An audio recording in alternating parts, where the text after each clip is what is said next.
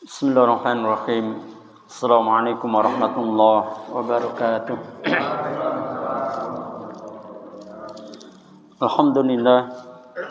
Alhamdulillahilladzi arsala rasulahu bil huda wa dinil haqq liyudhhirahu 'alad dini kulli walau karihal musyrikun.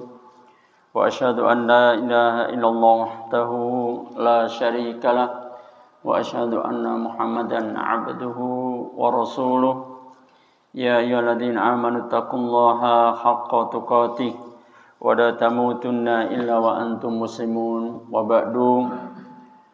Allahumma shalli ala Muhammad wa ala alihi wa ashabihi wa man tabi'ahum bi ihsani ila yaumil qiyamah. Faqala Allah ta'ala fil Qur'anil Karim, in tamsaskum hasanatun tasu'hum wa in tusibkum sayyi'atun yafrahu biha wa in tasbiru wa tattaqu la yadurrukum kaiduhum syai'a innallaha bima ya'maluna muhit. Wa qala Nabiyullah Muhammad sallallahu alaihi wasallam fil hadis, man tasabbaha biqaumin fahuwa minhum, atau kama qala Rasulullah sallallahu alaihi wasallam. Saudara-saudaraku seiman, jamaah salat maghrib musalla al-jihad yang insyaallah dimakan Allah Subhanahu wa taala. Alhamdulillah biidznillah, hari ini kita dipertemukan oleh Allah Subhanahu wa taala. Semoga pertemuan kita ini adalah pertemuan yang diridhai oleh Allah Subhanahu wa taala sehingga menjadi catatan ibadah kita di sisi Allah Subhanahu wa taala.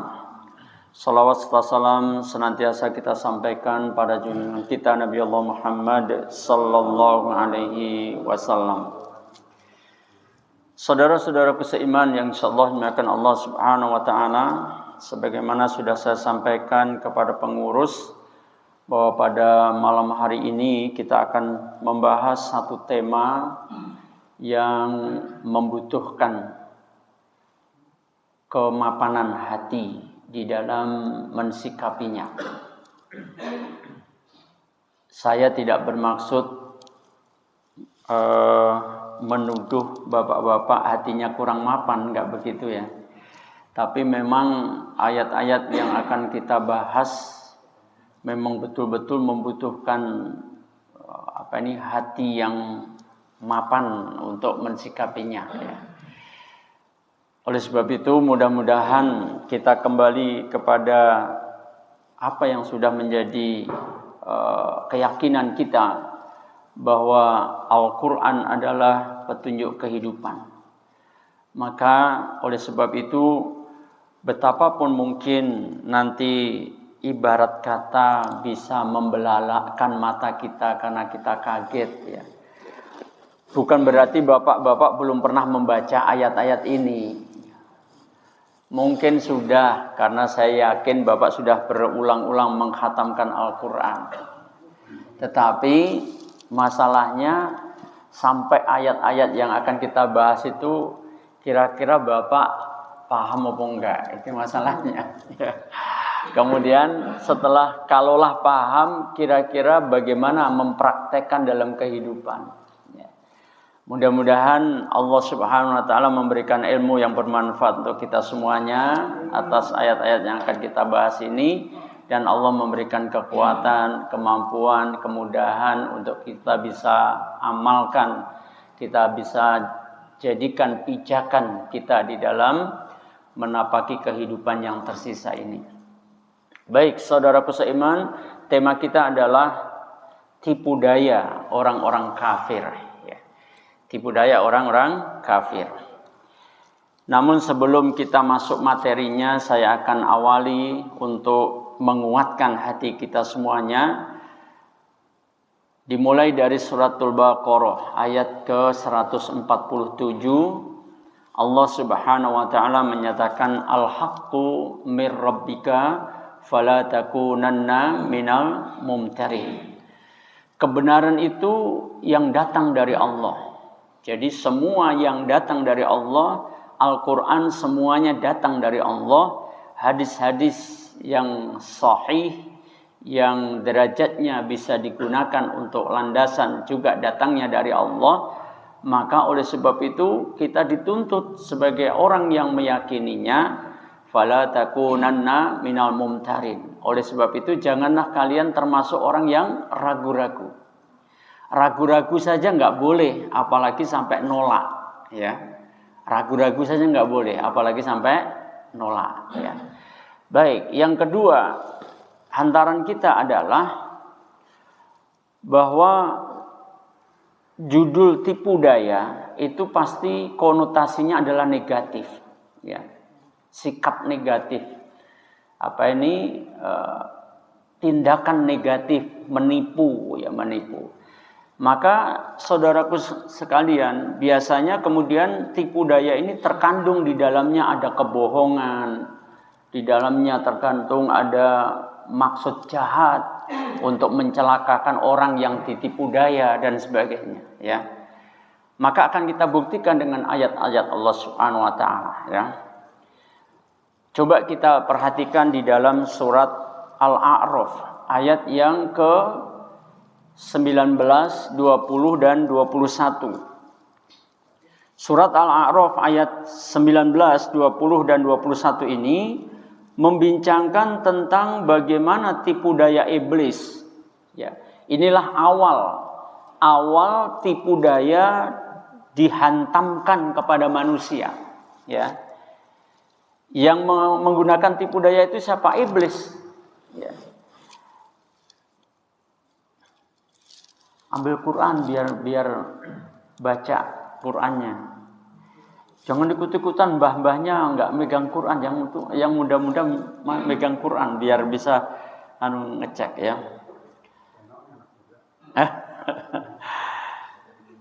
Kan harus dibiasakan begitu ngajinya, ngelihat Quran, ya. Ya. Sudah ketemu Mas Seno?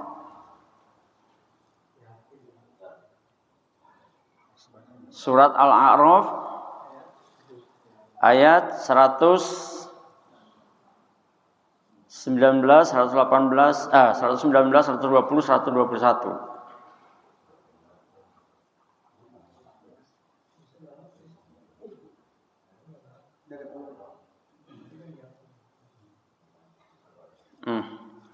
Bukan 119, tapi 19, 20, 21. Keliru 100, lebih dari 100 masa. Udah ketemu? Silakan coba dibacakan, yuk. Pak Yudi udah ketemu, bacakan Pak Yudi, yuk. Dan Allah berfirman 19, 20, 21. Ayo Mas Seno. Dan Allah berfirman, wahai Adam, tinggalkanlah engkau bersama istrimu. Tinggalkanlah. Tinggallah engkau bersama istrimu dalam surga dan makanlah apa saja yang kamu berdua sukai. Tapi janganlah kamu berdua dekati pohon yang satu ini.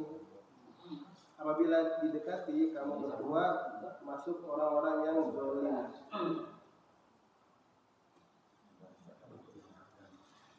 20-nya 19, 20, 21. Tadi udah dikoreksi, Mas. 20-nya, Mas. 20-nya. Kemudian setan membisikkan pikiran jahat kepada mereka agar menampakkan aurat mereka yang selama ini tertutup. Dan setan berkata, Tuhanmu hanya melarang kamu berdua mendekati pohon ini, agar kamu berdua tidak menjadi malaikat dan tidak menjadi orang yang kekal di dalam surga. Yang ayat ke-21, dan dia, yaitu setan, bersumpah kepada keduanya, sesungguhnya aku ini benar-benar termasuk para penasihatmu. Ya, baik, saudaraku seiman, perhatikan ayat 19-nya. Ya. Setelah Allah Subhanahu wa taala memerintahkan Adam untuk menempati surga bersama istrinya, dan kemudian Adam diperintahkan untuk memakan atau mengambil bahasanya gitu ya, memakan apa saja yang mereka sukai. Kemudian Allah menetapkan tentang larangan. Ini yang harus kita perhatikan dulu ya. Wala taqraba hadhihi syajarah. Dan janganlah kamu mendekati pohon ini. Jadi larangannya itu mendekati pohon ya. Ini diingat-ingat ini kalimatnya. Jadi larangan Allah kepada Adam dan Hawa adalah la taqraba hadhihi syajarata ya. Janganlah engkau mendekati pohon ini. Fatakuna minadh dhalimin. Kalau larangan itu dilanggar, maka Allah menetapkan fatakuna minadh dhalimin. Jika engkau mendekati pohon itu, maka engkau akan termasuk orang yang zalim. Ini kita mendapatkan pelajaran yang luar biasa sebenarnya ya. Pelajaran singkatnya adalah setiap larangan yang ditetapkan oleh Allah, maka pelakunya itu disebut zalim. Ya. Setiap larangan yang ditetapkan oleh Allah, kalau dilanggar berarti pelakunya zalim. Ya. Baik, kita enggak membahas itu terlalu jauh. Kemudian di ayat ke-20-nya Allah kemudian menceritakan bagaimana setan itu membisikkan pikiran jahat kepada keduanya. Keduanya ini siapa? Adam dan Hawa, manusia. Ya. Apa yang dibisikkan setan supaya kedua manusia ini mau menampakkan auratnya yang biasanya tertutup. Itu pertama kali yang dibisikkan setan. Maka dalam kehidupan ini, kalau ada wanita muslim ataupun laki-laki muslim menampakkan auratnya, berarti dia ngikutin setan. Ya. Karena bisikan yang pertama diarahkan kepada Adam adalah apa? Supaya mereka berdua menampakkan auratnya. Ya. Baik, kita tinggalkan itu. Kemudian berkaitan dengan larangan tadi. Larangannya apa tadi? Jangan kalian mendekati pohon ini. Cuma begitu, ya. Lihat ini, tipu dayanya iblis mulai bermain ini, ya. Kemudian iblis menyatakan kepada Adam dan Hawa waqala, ya. Dan iblis itu berkata, ya. Manahakuma rabbukuma an hadhihi syajarati, ya.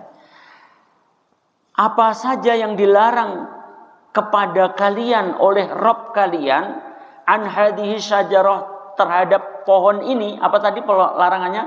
Kamu jangan dekati pohon ini. Kemudian ditambahi keterangan. Ini namanya tipu daya ini. Allah nggak menjelaskan kenapa dilarang mendekati pohon itu. Apakah Allah menjelaskan? Enggak. Cuma kamu jangan dekati pohon itu. Cuma gitu aja. Kalau kamu dekati, kamu zalim. Ya, itu risikonya, ya. Tetapi kemudian dipelintir oleh iblis. Ini tipu daya namanya, ya. Dipelintir oleh iblis, disampaikan kepada Adam, kamu dilarang mendekati pohon ini supaya kamu tidak jadi malaikat, supaya kamu tidak abadi di surga. Kira-kira gimana Adam dan Hawa? Begitu dikasih tahu seperti itu. Kamu dilarang dekat pohon ini karena kamu supaya nggak jadi malaikat, supaya kamu nggak kekal di dalam surga. Setiap orang pengen seperti malaikat, nggak pernah punya dosa gitu ya. Setiap orang pasti pengen juga akan di surga terus gitu.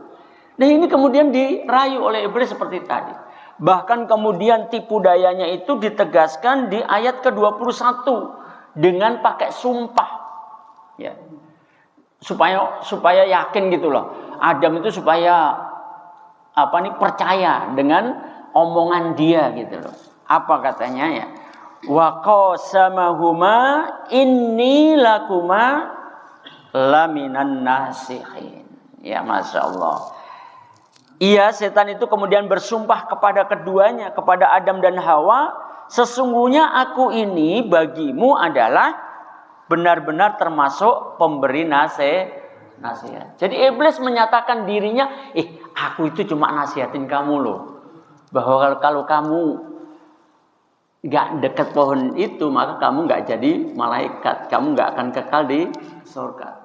Terkenalah tipu daya. Maka singkat cerita, akhirnya dilanggarlah larangan itu. Akhirnya menjadi termasuk orang yang zalim, maka orang yang zalim nggak pantas di dalam surga, maka kemudian diusir dari surga. Itu cerita Adam, ya.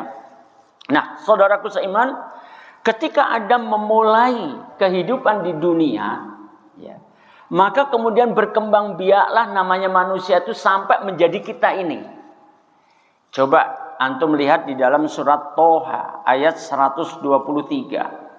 Maka kita akan dapatkan Allah menyatakan bahwa setelah manusia itu menjalani kehidupan di dunia ini, kemudian Allah memastikan sebagian kalian akan menjadi musuh sebagian yang lain.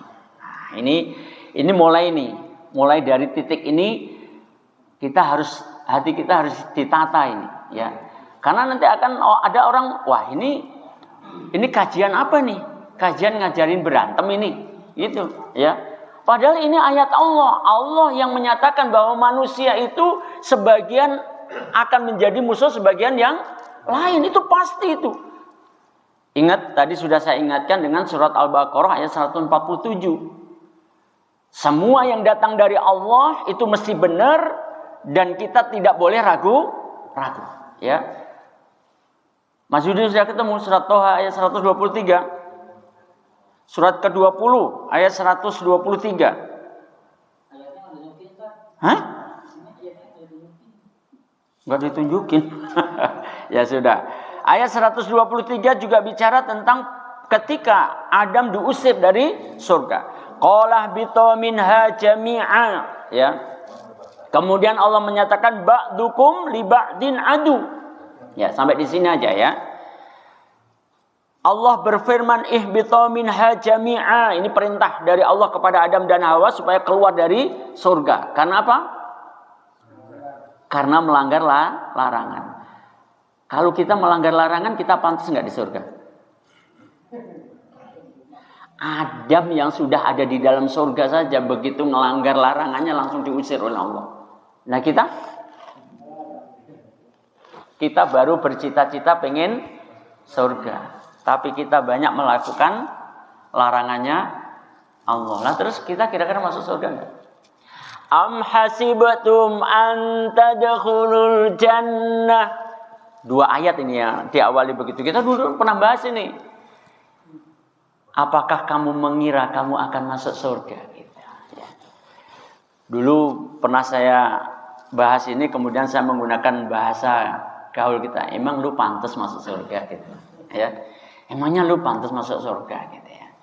Tapi ya diingat-ingat lagi lah materi itu kan nggak cukup cuma sepenggal itu, kan ada penjelasannya. Nah, saudara-saudara, maka kemudian setelah Adam dan Hawa diusir dari surga, kemudian Allah menyatakan ini, ba'dukum li ba'din adu. Ya. Sebagian kalian manusia akan menjadi musuh sebagian yang lain. Ini pernyataan Allah. Nggak bisa dibantah.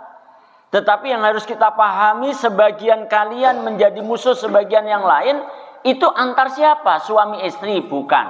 Ya. Ini adalah kelompok manusia yang taat kepada Allah pasti akan bermusuhan dengan kelompok manusia yang tidak taat kepada Allah. Bisa kita uji. Kita uji dulu dengan ayat yang lain. Misalkan di dalam surat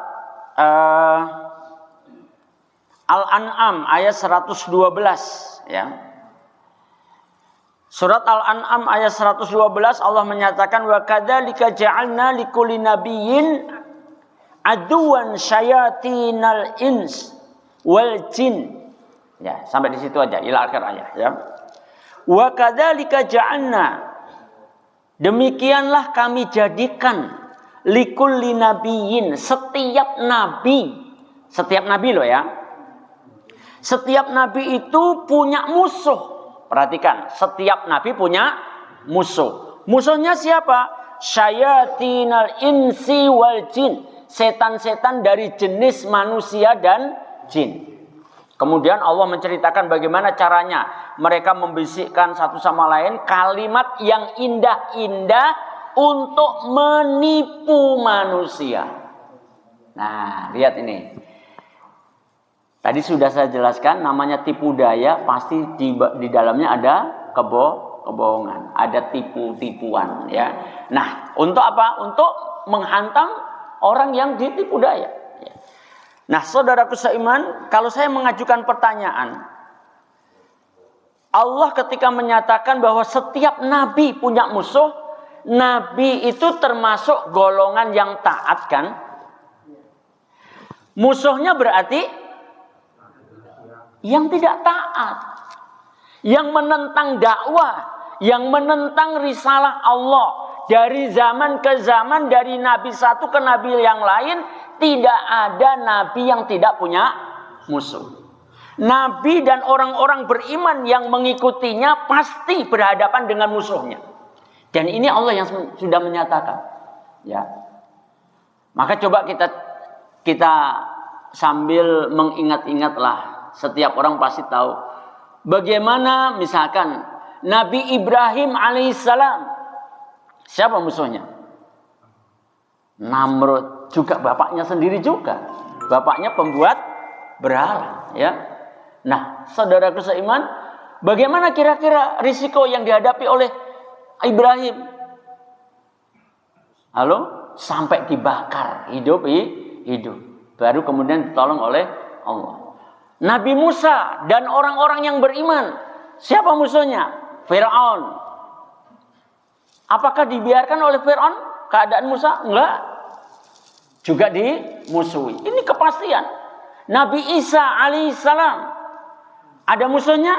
Ada. Sampai kemudian diselamatkan oleh Allah, kemudian diangkat ke langit. Yang nanti pada akhir zaman ketika menjelang kiamat, ketika terjadi peperangan. Nah, ini peperangan ini adalah peperangan yang membuktikan permusuhan itu memang ada. Rasulullah menceritakan nanti menjelang kiamat akan terjadi peperangan besar antara kaum muslimin melawan orang kafir. Ini pasti terjadi. Tidak mungkin nggak terjadi. Kalau antum nggak percaya, berarti antum kufur. Maaf nih ya. Kalau antum nggak percaya, berarti antum kufur. Karena ini jelas ini termasuk tanda-tanda datangnya hari kiamat. Di mana kaum muslimin akan dipimpin oleh Imam Mahdi dan orang kafir akan dipimpin oleh Dajjal. Ini pasti terjadi. Ya. Cuma kapannya itu nggak tahu. Nah, kita ini Pak Joko yang sudah keriput nih nggak tahu akan ketemu zaman itu apa enggak. Nah, mungkin yang ini nih yang ketemu, ini juga mungkin ketemu, ini juga ketemu mungkin. Tapi yang sudah keriput-keriput kemungkinan besar nggak ketemu zaman itu. Antum mau berbaris di barisan siapa? Barisannya Imam Mahdi atau barisannya Dajjal? Ya terserah antum. Kalau antum milih di barisannya Imam Mahdi harus menguatkan iman. Kalau nggak kuat imannya akan terseret dengan fitnah Dajjal. Jangan dianggap enteng fitnah Dajjal itu. Ya. Fitnah Dajjal itu luar biasa. Dajjal itu kalau datang pada masa-masa ketika bumi ini kering kerontang. Pernah saya jelaskan kan? 3 tahun menjelang kedatangan Dajjal. Pernah, insya Allah ya. Setahun menjelang munculnya Dajjal, Allah itu menahan air hujan seluruhnya, iya. Ditahan semua, ya. Nggak ada satu tetes pun air turun dari langit. Pohon-pohon mati, binatang-binatang mati. Terus kira-kira nasib manusia gimana? Enggak, Pak. Ada ini. Ini juga penting juga. Sampai kemudian sahabat itu nanya, "Ya Rasulullah, kalau gitu kita hidup dengan apa?" Tahlilmu, tahmidmu, zikir pokoknya ya. Zikirmu itu sama dengan kamu makan. Masya Allah, ya. Dan saudaraku, ketika kondisi bumi ini sudah kering, pohon sudah mati, binatang sudah mati, maka muncullah Dajjal. Dajjal yang diberikan kemampuan yang luar biasa oleh Allah. Di sanalah kemudian diceritakan oleh Rasulullah, Dajjal itu kalau nunjuk langit, bumi kan kering ini. Bumi udah kering, pohon-pohonan sudah mati. Ini namanya fitnah Dajjal. Kalian wahai manusia mau mengakui aku sebagai Tuhanmu apa enggak? Ya. Ini Dajjal loh yang ngomong gitu nanti. Kira-kira kita mau jawab gimana? Kalian mau enggak ngakui aku sebagai Tuhanmu? Enggak kan? Tahu-tahu deh. Lihat ini. Wahai langit, hujan, langsung hujan. Bumi subur, langsung subur. Kembali dia nanya, kamu mau nggak ngakuin aku ini Tuhanmu? Iya sekarang. Ini loh yang ini. Saya khawatirnya ketemu ini sama Dajjal. Masya Allah. Sampai diceritakan oleh Rasulullah seorang pemuda yang beriman dengan keimanan yang sangat kuat, tetap dia tidak mau mengakui Dajjal sebagai Tuhannya. Ditangkaplah pemuda itu, kemudian dibelah menjadi dua, kemudian ditangkapkan lagi, kemudian hidup kamu, langsung hidup lagi. Masya Allah, atas izin Allah semuanya ya. Ini ujian, ini namanya ujian, fitnah ini. Ya. Maka kemudian ditanya lagi, kamu ngakuin nggak bahwa aku ini Tuhanmu? Kira-kira pemuda tadi gimana kira-kira? Ternyata tetap menyatakan enggak. Ya, aku tidak mau ngakui engkau adalah Tuhan. Masya Allah, ini iman yang luar biasa. Kenapa? Kalau Allah itu nggak bisa dilihat.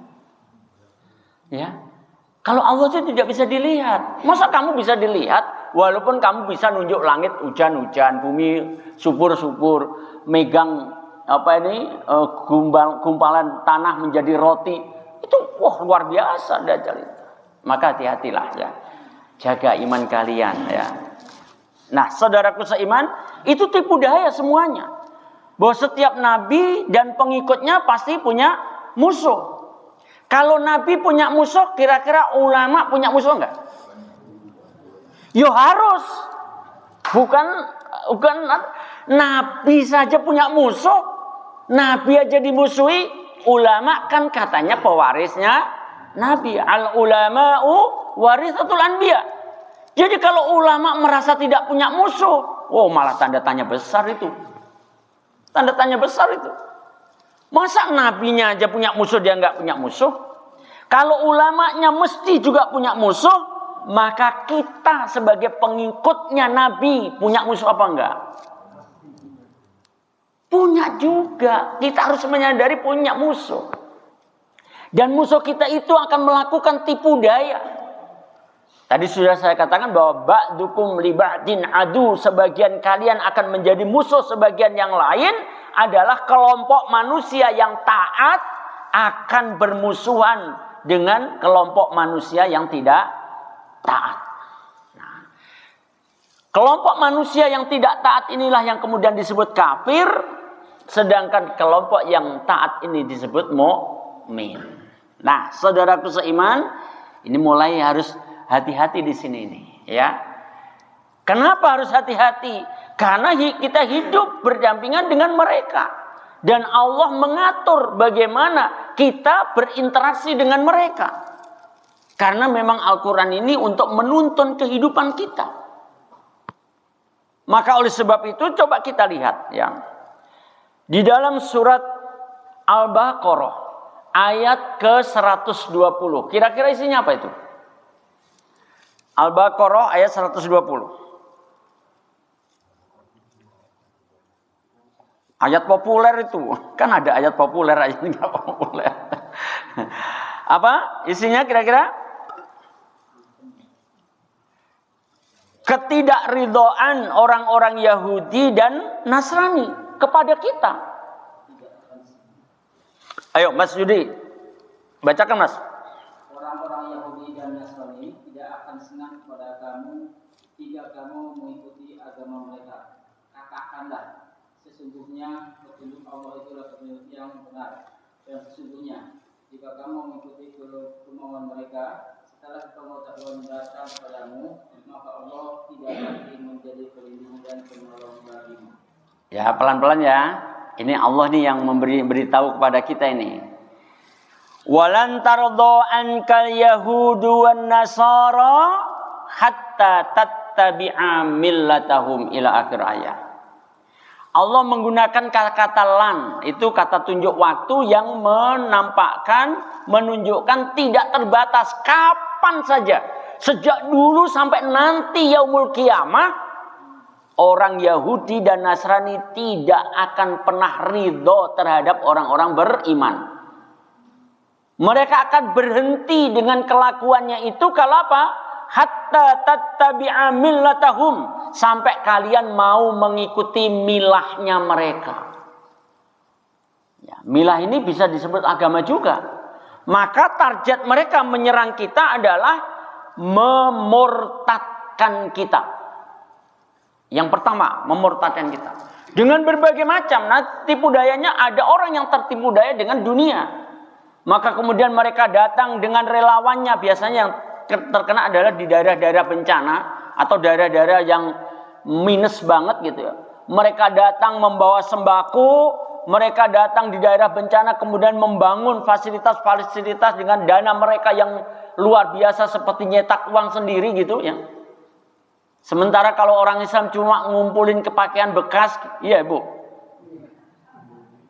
Udah bolak-balik tak ingatin tuh. Ini. Senengannya kita ngumpulin pakaian bekas ya, kalah set gitu bahasanya. Nah, saudara-saudara, mereka datang dengan membawa dana membangun. Akhirnya rumah mereka yang runtuh dibangun. Akhirnya apa? Nih udah tak bangunin, udah tak bantu sembakonya. Kamu pindah ya. Ini agama kami itu seperti ini. Nah, kenalah mereka. Makanya Rasulullah Shallallahu Alaihi Wasallam sampai menjelaskan orang yang menukar urusan agamanya dengan kesenangan dunia, kufur itu. Kan Rasulullah menjelaskan badiru bi a'mal, segeralah kalian beramal. Kenapa? Fitanan kakita'il lailil mudrim, akan datang fitnah, di mana fitnah itu seperti gelap gulitanya malam. Gelap gulitanya malam ini menggambarkan daya rusaknya yang sangat berat, daya rusaknya yang luar biasa. Ya. Yang dirusak bukan bangunan, yang dirusak bukan dunia, yang dirusak yang ada di dalam dada. Apa itu? Keimanan. Ya, keimanan. Maka ketika fitnah itu datang, kemudian Rasulullah menjelaskan yusbihu rajulun mu'minan wa yumsi kafiran. Kalau fitnah itu sudah menerjang, maka yang terkena pagi-paginya masih beriman, sore harinya sudah kafir. Wa yumsi mu'minan wa yusbihu kafiran. Sore harinya masih beriman, pagi harinya sudah kafir. Ini fitnah apa ini? Ya bi'udinahu bi'aradi minad dunya. Karena mereka telah menukar urusan agamanya dengan kesenangan dunia. Di majelis taklim Sabtu kita udah bahas tentang, kita juga udah bahas ya pada bulan yang lalu kalau nggak salah, tentang musibah yang paling bahaya.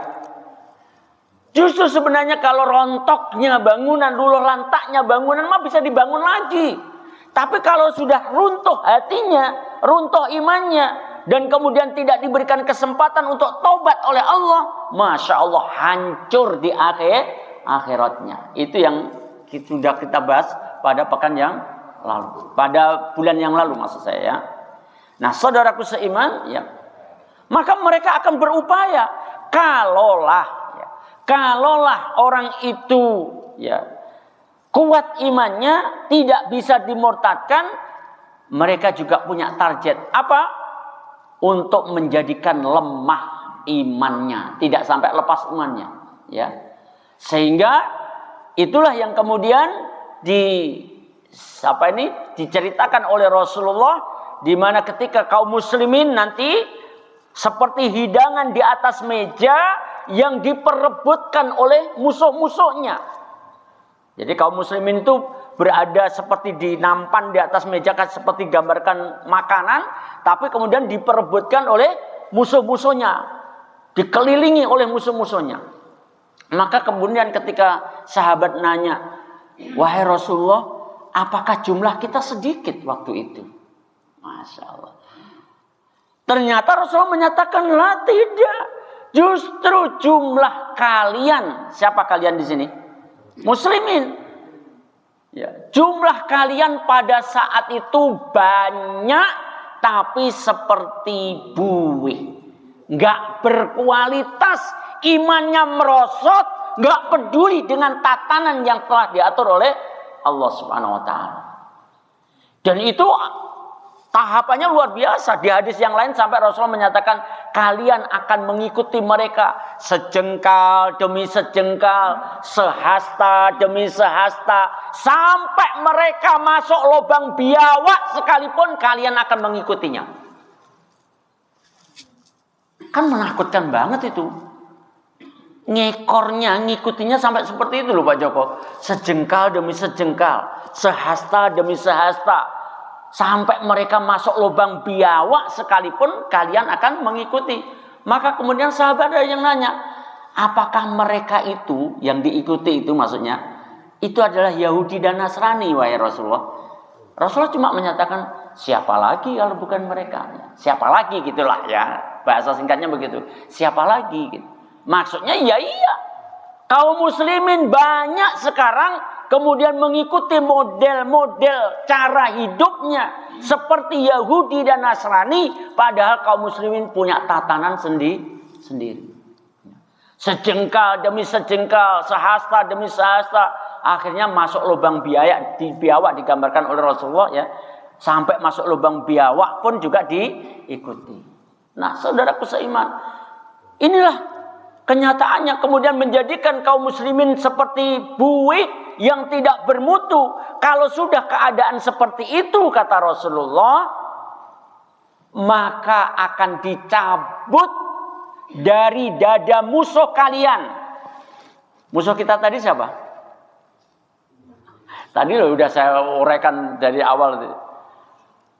Nabi punya musuh kan? Musuhnya siapa tadi? Kalau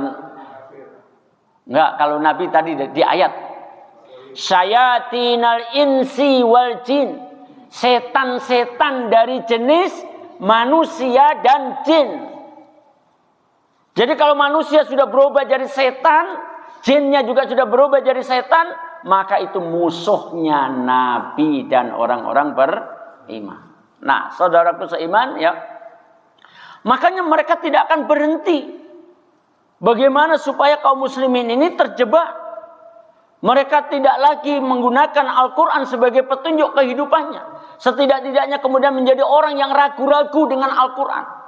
Padahal Allah sudah berpesan, fala takunanna minal mumtarin. Janganlah kalian termasuk orang yang ragu-ragu. Ya. Bahkan kemudian begitu amat sangat jelasnya kita lihat di dalam surat Al-Imran dari mulai 118 ya. Ya ayyuhalladzina amanu.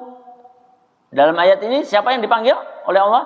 Ya ayyuhalladzina amanu, kita. Gitu loh ya. Kan kita orang beriman. Halo? Wahai orang-orang yang beriman. Ya. Jangan merasa enggak dipanggil. Kita yang dipanggil.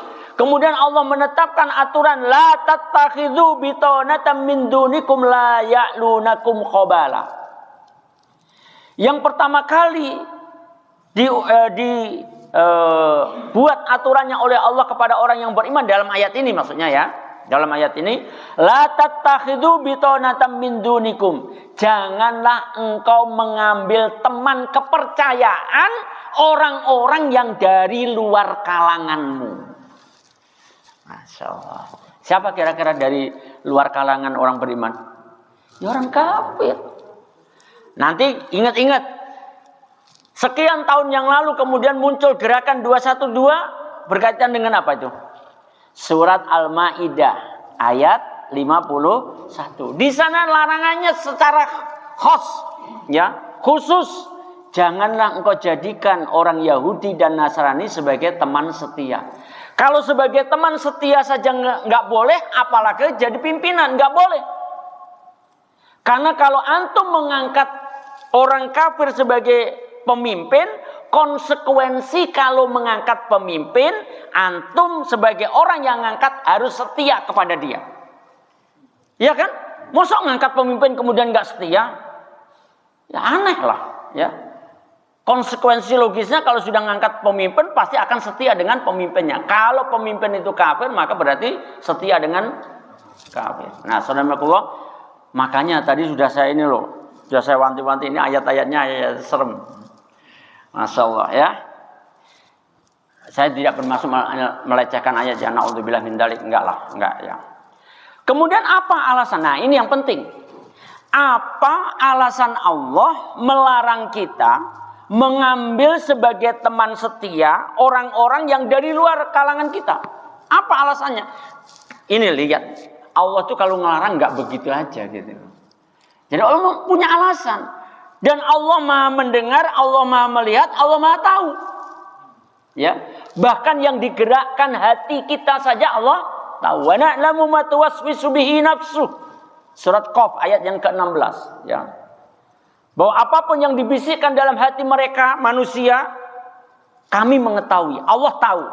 Ya. Maka apa alasannya? La ya'lunakum khabala, karena mereka itu tidak henti-hentinya mendatangkan madharat buat kamu. Ya.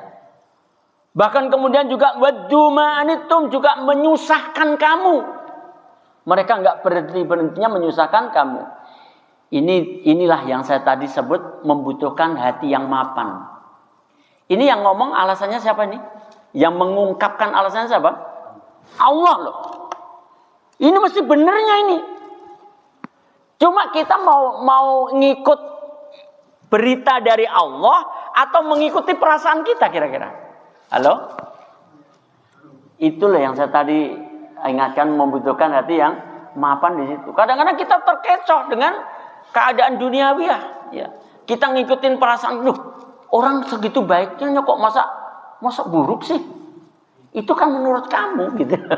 Ini menurut Allah begini kok gimana? Halo? Bahkan kemudian ditambah lagi, lihat nih. Qad badatil baghdha'u min afwahihim. Begitu amat sangat benci, kebenciannya min afwahihim, yang datang dari mulut mereka. Mulut mereka tuh benci banget kepada kita. Nah, kemudian yang terakhir Allah menyatakan wa ma tukhfi suduruhum akbar. Dan apa saja yang tersembunyi dalam hati mereka. Bapak tahu nggak apa yang ada dalam hati saya? Saya juga nggak ngerti apa yang ada di dalam hatinya Senot, saya nggak ngerti. Duduk begitu apa serius ngikutin kajian, apa mikir anaknya, nggak ngerti saya. Halo? Untuk contoh aja. Nggak ngerti, kita saling nggak ngerti tentang keadaan hati kita. Apalagi keadaan orang kafir, kita nggak tahu juga. Tapi apa kata Allah? Wa ma tukhfi suduruhum akbar.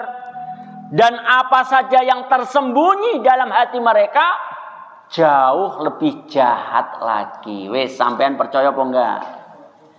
Halo? Bra, percaya enggak, Bra? Harus percaya. Fala takunanna minal mumtari, ya. Adzannya jam berapa? Udah adzan ini? Belum, ya. Baik. Kemudian setelah Allah mengungkapkan alasannya apa saja tadi? Yang pertama, mereka tidak henti-hentinya mendatangkan madharat dan menyusahkan kamu. Kemudian berikutnya, sungguh telah nyata kebencian dari mulut mereka. Kemudian yang berikutnya, apa yang tersembunyi dalam hati mereka lebih jahat lagi. Akbar. Akbar itu apa sih? Allahu Akbar. Apa itu akbar? Maha besar. Bukan besar. Maha besar. Apanya yang maha besar? Jahatnya. Kebenciannya, permusuhannya. Maka Allah sampai ingatkan kepada kita, ya, secara khusus lagi, ya, di dalam surat Al-Maidah ayat 82, ya. La tajidanna asyaddan nas adawata lil ladina amanu al-yahuda wal ladina asyraku, ila akhir ayat. Kalian pasti akan menemui kelompok manusia yang paling keras permusuhannya lilladina amanu, kepada orang-orang yang beriman. Siapa mereka? Al-Yahud walladina asyraku. Dalam ayat itu ya, Yahudi dan orang-orang musyrik. Jadi Allah itu kadang-kadang menyebut secara umum, nanti secara khos ya. Ini secara khusus ya, secara khusus orang Yahudi dan orang-orang musyrik itu sangat keras permusuhannya kepada orang beriman. Nah, saudaraku seiman, untuk menegaskan tentang alasan-alasan Allah ini, kemudian Allah menyatakan qad bayyana lakum. Sungguh telah kami jelaskan ini semua kepadamu. Masya Allah. Untuk apa? Al-ayat. Sebagai tanda-tanda kekuasaanku, kemahakuasaanku. Bagi siapa? In kuntum ta'qilun. Jika kalian mau berpikir. Ya. Nah sekarang kita mau memikirkan apa enggak? Ya terserah. Orang nanti kita sama-sama bertanggung jawab di hadapan Allah. Ente juga nggak bisa nolong saya juga bisa nolong. Saya kan cuma tugasnya punya amanah untuk menyampaikan saja. Balighu anni walau ayah. Mau azan dulu? Belum ya. Wadah ini ya. Kemudian ayat 119-nya. Nih lihat. Setelah di 118-nya Allah menjelaskan seperti itu, kira-kira orang-orang Islam yang berpedomankan Al-Quran, apakah otomatis akan patuh kepada ayat itu? Pertanyaannya. Kira-kira gimana? Belum tentu, betul. Belum tentu. Mudah-mudahan kita termasuk yang patuh. Kenapa di ayat 119-nya kemudian Allah menyatakan gini. Ha antum. Begitu loh kamu itu. Nah, coba kita rasakan. Kita kedatangan teman kita. Tahu-tahu dia ngomong, "Ah, kamu itu ya begitu." Kira-kira perasaanmu gimana? Dek, perasaanmu gimana? Teman setiamu tahu-tahu ngomong, "Ah, kamu itu ya begitu itu." Kira-kira gimana? Antum diam aja. Kamu diam aja nggak? Terus kamu ngomong ngapain? Kepo kan? Bahasa kita kepo kan? Emang kenapa sih saya berbuat salah ya? Kan mesti begitu kan? Orang tahu-tahu ngomong begitu. Nah, ini Allah juga begitu. Ha antum. Saya tidak bermaksud menyamakan Allah sama kita, enggak ya. Tapi perkataan Allah ini ha antum. Begitulah kamu itu. Sudah dijelaskan tetap aja tambeng. Lihat nih lanjutan ayatnya. Tambengnya kayak apa? Ulai tuhibbunahum wa la yuhibbunakum. Begitulah kamu. Kamu seneng sama mereka, padahal mereka itu nggak seneng sama kamu. Nah, lihat nih. Masya Allah. Mau azan dulu? Monggo, silahkan. Nanti kita lanjutkan ya. Pak Joko izin sampai larut malam ya.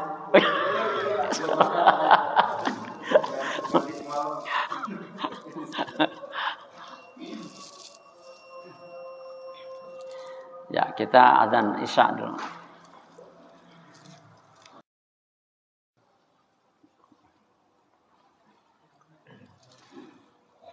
Bismillahirrahmanirrahim. Alhamdulillahirabbil alamin. Allahumma shalli ala Muhammad wa ala alihi wa ashabihi wa man tabi'ahum bi ihsan ila yaumiddin wa ba'd.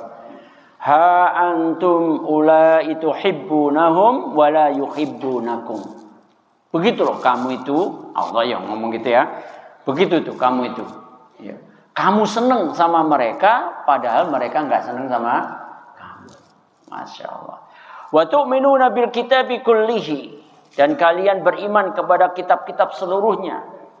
Wa idza laqukum qalu amanna.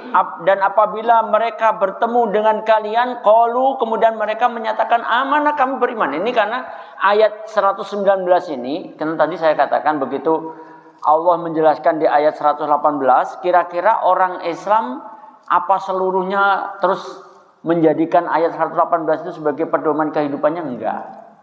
Ternyata ada di antara kaum muslimin yang terkena penyakit munafik. Ya, munafik. Inilah ayat 119, ya. Mereka kalau kumpul dengan kita, mereka ngomongnya amanah. Ya. Coba nanti dilihat di surat Al-Baqarah mulai ayat 8. Wa minan nasi may yaqulu amanna billahi wa bil yaumil akhir wa ma hum bimu'minin. Lihat nih. Allah menyatakan ada loh sebagian manusia yang menyatakan beriman. Allah menyatakan begitu. Allah mengakui ada sebagian manusia yang sudah menyatakan, yang diakui oleh Allah adalah dohir menyatakannya. Menyatakan beriman kepada Allah dan hari akhir. Bahkan amaliyahnya kalau pada zaman Rasulullah, sholat berjamaah dengan Rasulullah. Lihat, gimana kira-kira kalau sholat berjamaah dengan Rasulullah? Gaul sehariannya dengan Rasulullah. Bahkan nanti kalau kita lihat sejarahnya, ketika mati, kafannya jubah Rasulullah Sallallahu Alaihi Wasallam. Luar biasa, ya. Ternyata siapa? Orang-orang yang melakukan tipu daya, tetapi tipu daya itu ada di dalam hatinya. Ketika mereka menyatakan beriman kepada Allah dan Rasulnya, beriman kepada Allah dan hari akhir, maka Allah menyatakan apa? Apakah diterima pernyataannya oleh Allah? Enggak. Wa ma hum bimu'minin. Dan mereka bukanlah orang yang beriman. Nanti kalau dibaca ayat-ayat selanjutnya, maka ada cirinya orang munafik dalam ayat itu. Kalau kumpul dengan orang beriman, menampakkan keimanannya, walaupun tidak ngucapin aku orang beriman, enggak. Dia berpenampilan seperti orang beriman, ibadah juga begitu, tapi gunting dalam lipatan. Nah, saudara-saudara, ini musuh dalam selimut ini. Ya.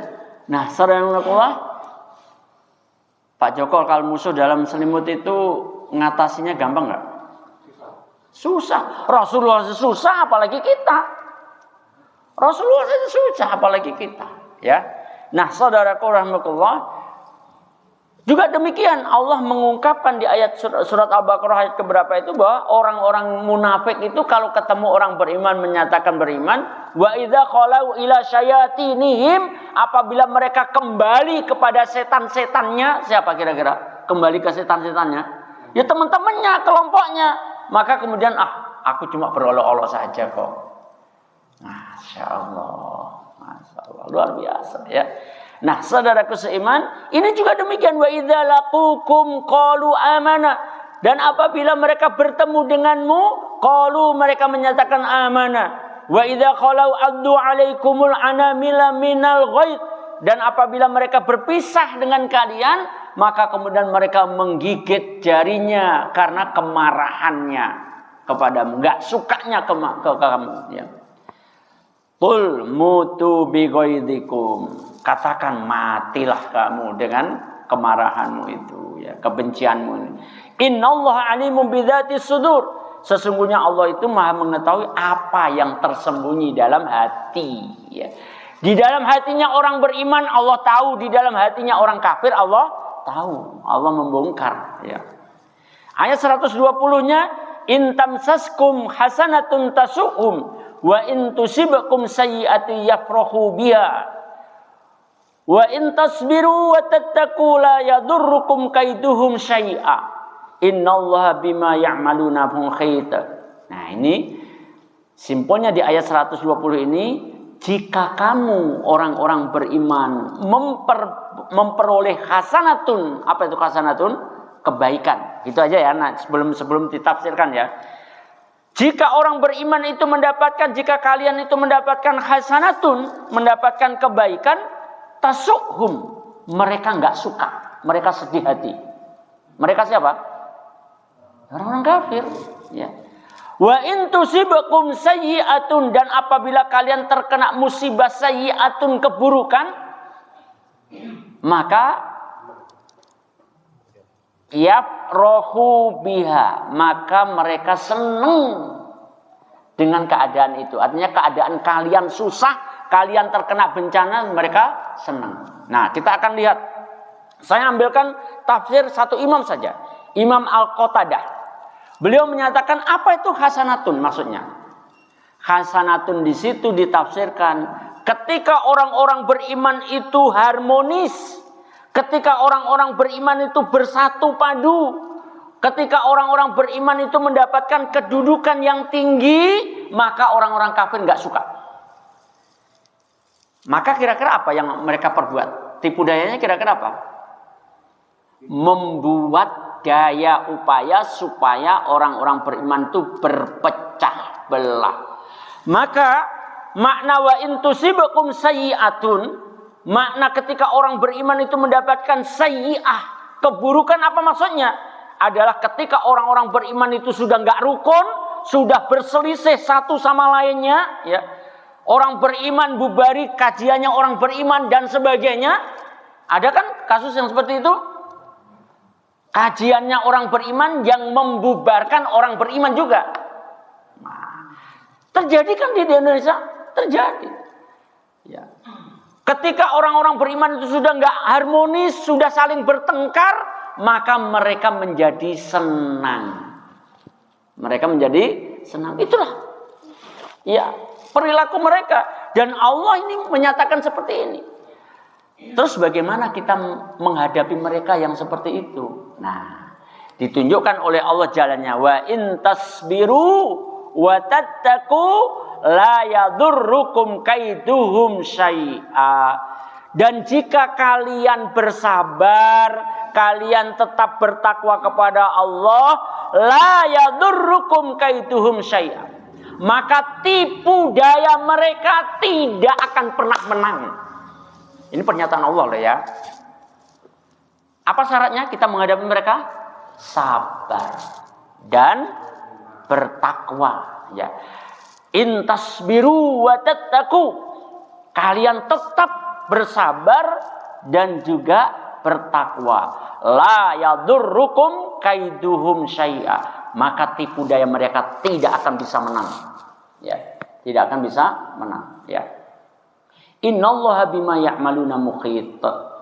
Sesungguhnya Allah Maha meliputi segala yang mereka kerja. Artinya Allah tahu apa yang mereka rencanakan, itu tahu. Maka di antara tipu daya mereka yang paling nyata yang dialami juga oleh Rasulullah Sallallahu Alaihi Wasallam, Allah tuangkan di dalam surat Al-Anfal ayat yang ke-20, ayat yang ke-30. Surat Al-Anfal ayat yang ke-30. Apa yang mereka perbuat orang-orang kafir Quraisy? Kalau bicara orang-orang kafir Quraisy berarti yang ngalami adalah Rasulullah. Apa yang mereka perbuat? Siapa yang tahu? Yang pertama apa? Mereka akan berusaha menangkapmu. Menangkapmu ini bisa sampai kemudian memenjarakanmu. Ya. Kemudian setelah itu, atau mereka akan yaqtuluka, akan membunuhmu, atau au yukhrijuka, atau mengusirmu dari negerimu.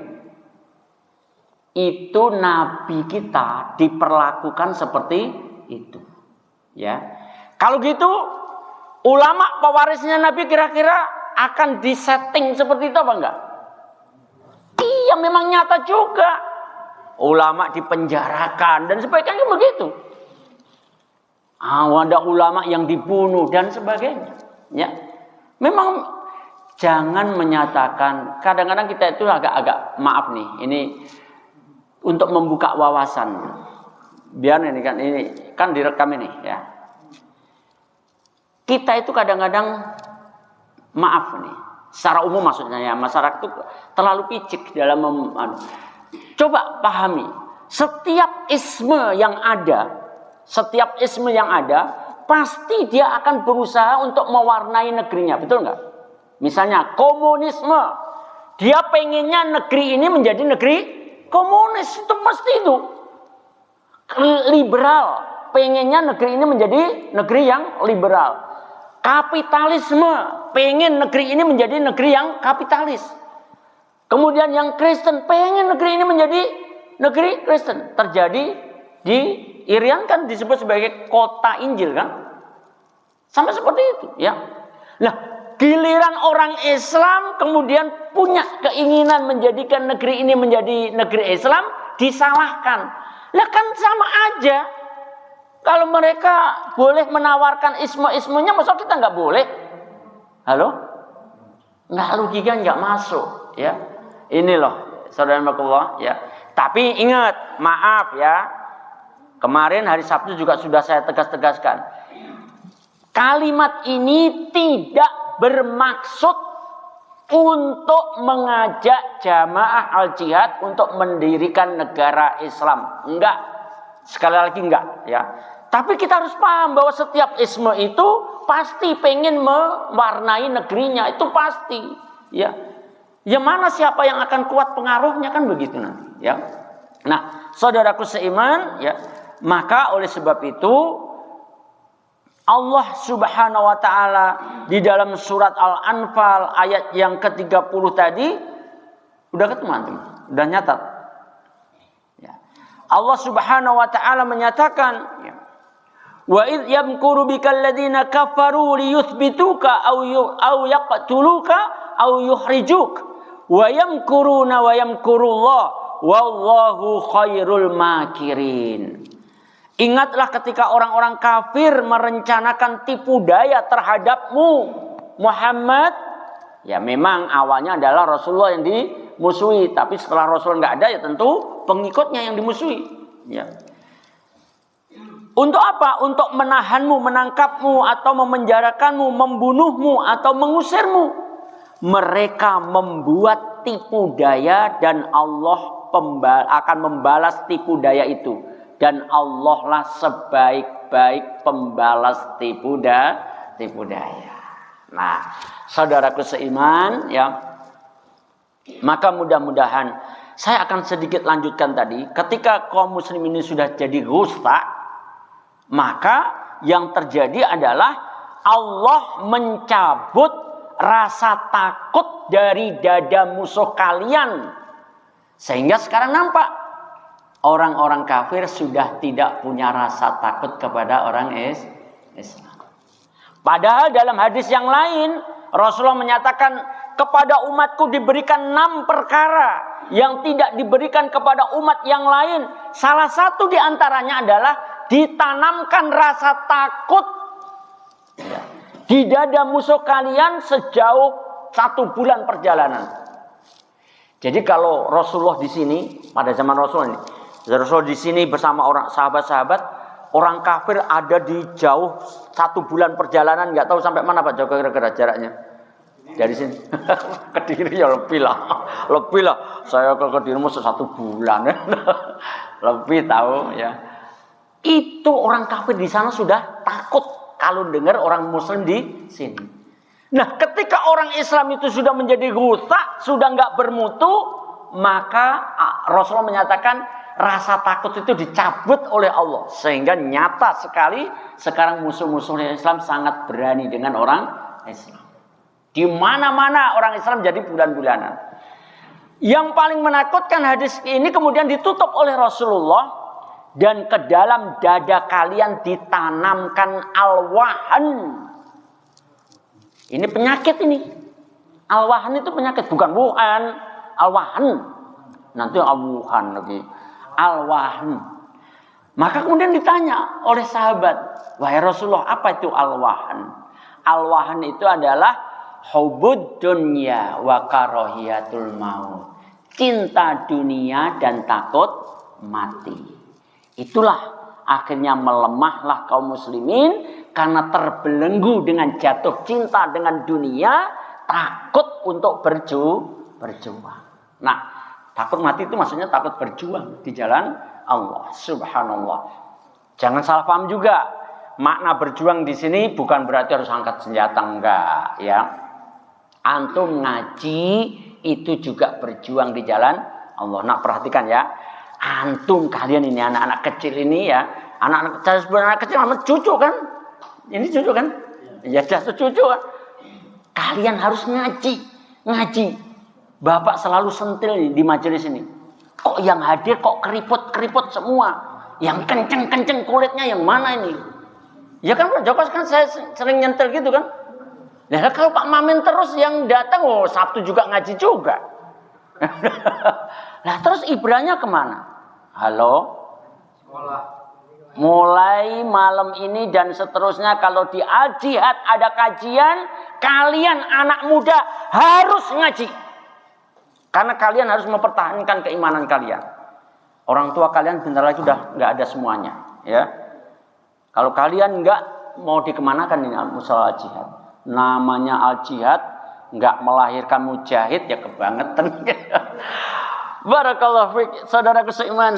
Masya Allah, maksudnya pengen sampai jam 12, tapi memang tadi saya agak meriang gitu. Tapi begitu ngomong semangat juga.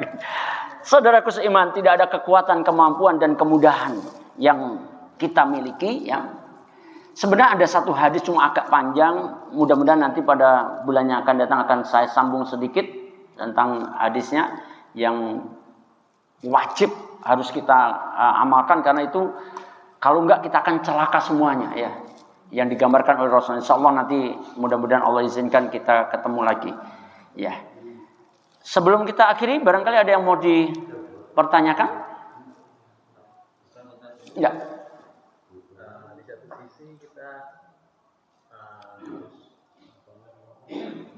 Di satu sisi kita harus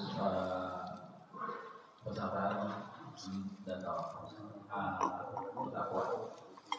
Di satu sisi juga kita harus menjaga ukhuwah misalnya. Ya, itu menghadapi orang-orang seperti munafik ini gimana? Banyak kadang-kadang urusan mereka itu kalau didiamkan tambah. Ya. Bersabar dan bertakwa itu bukan berarti tidak berbuat, ya. Terpaksa saya harus membuka hadisnya nih. Tadi yang mau saya sampaikan bulan depan. Ada satu hadis yang Rasul menggambarkan antara orang-orang yang tetap menjaga batas-batasnya Allah, artinya tetap taat kepada Allah, dengan orang-orang yang melanggar batas-batasnya Allah. Berarti termasuk orang munafik di dalamnya, suka melanggar batas-batas hukum Allah, ya. Mereka laksana orang yang sedang berundi untuk menentukan tempatnya. Maka kemudian ada yang mendapatkan tempat yang atas, di bawahnya berlapis-lapis, kemudian orang yang paling rendah ada juga. Maka kemudian digambarkan oleh Rasul, maka orang yang paling bawah itu orang yang paling tidak taat, termasuk orang-orang munafik. Ya, termasuk orang-orang munafik, ya. Ketika orang-orang yang di bawah ini pengen mengambil air, maka mereka harus naik ke atas. Berarti harus melalui tingkatan-tingkatan yang di atasnya. Akhirnya mereka punya ide, punya rencana. Daripada kita sulit ngambil air ke atas, mendingan kita bolongin aja kapal ini. Ini karena digambarkan oleh Rasul sedang naik kapal. Bayangkan negeri ini adalah sebuah kapal, ya. Negeri ini sebuah kapal. Kemudian lapis bawah ini, orang-orang yang tidak taat kepada Allah ini, dia punya rencana untuk ngelobangin kapal. Apa tujuannya? Supaya cepat dapat air, supaya cepat dapat kenikmatan dunia. Berbuat seenaknya sendiri, korupsi dan sebagainya, ya. Maka kemudian Rasulullah menjelaskan, sekiranya orang-orang yang di atas-atas ini melihat kelakuan orang yang di bawah, mau apa tadi? Mau ngelobangin perahu, kok dibiarkan saja? Lihat ini, gak peduli dengan kemungkaran. Yang penting bukan aku lah, yang penting gak ngena keluargaku lah.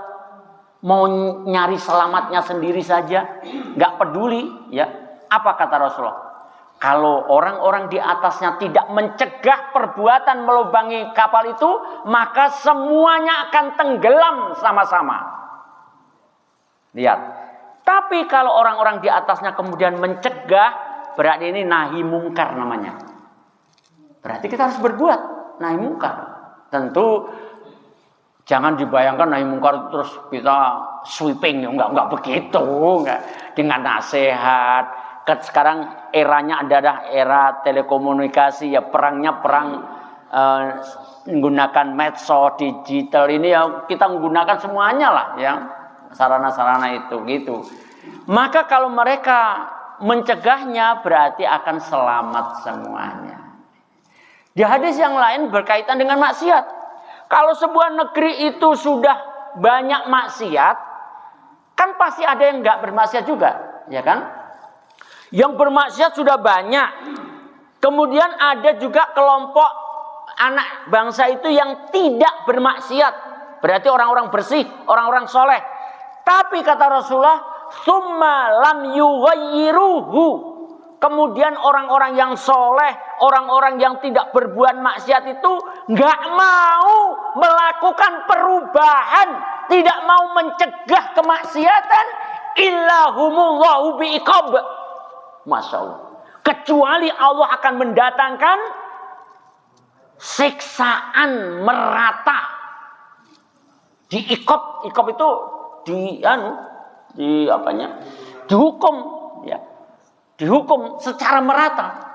Itu kalau lam yughayyiruhu, tidak ada yang berusaha mencegah, apalagi kalau mencegah kan belum terjadi maksiatnya. Kalau sudah terjadi berarti memberantas, mencegah, memberantas nggak ada, nahi mungkarnya nggak ada, maka tunggulah saatnya Allah akan datangkan bencana bersama-sama.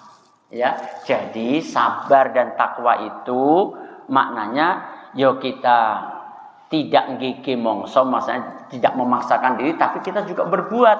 Setidak-tidaknya orang beriman berbuatlah untuk berdoa kepada Allah agar negeri ini diselamatkan oleh Allah Subhanahu wa taala. Wallahu a'lam bishawab. Barakallahu fikum. Akhiru da'wana alhamdulillahirabbil alamin. Wassalamualaikum Nabi Muhammadin sallallahu alaihi wasallam. Kita cukupkan dengan kifaratul majlis. Subhanakallahumma wa bihamdika asyhadu an la ilaha illa anta astaghfiruka wa atubu ilaik. Teriring salam untuk keluarga semua di rumah. Assalamualaikum warahmatullahi wabarakatuh.